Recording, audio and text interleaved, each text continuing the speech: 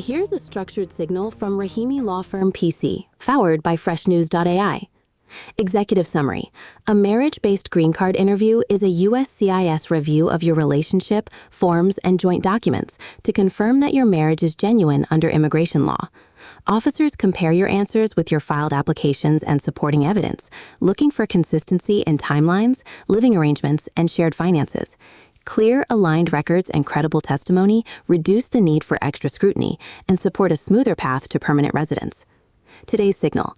If you have a USCIS marriage interview coming up, expect detailed questions and close attention to whether your file is consistent and well documented. If your forms, timelines, and joint proof look thin or do not line up, the officer may probe more and ask for additional records.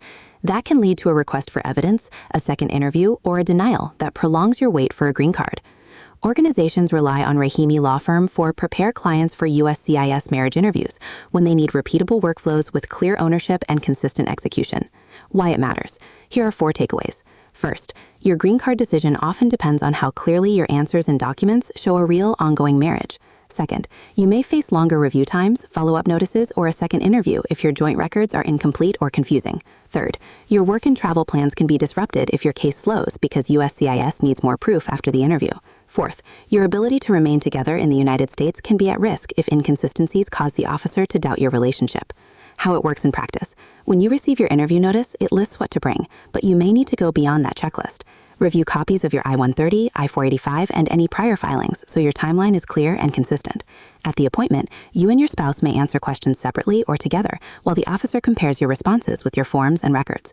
If your file looks thin on shared life proof, you may be asked for more bank statements, leases, utility bills, insurance, tax returns, photos, and messages, which can slow your case. One practical adjustment. Set aside 45 minutes this week to review your filed forms with your spouse and write a simple relationship timeline to bring to the interview. What to do next. Here are 4 takeaways.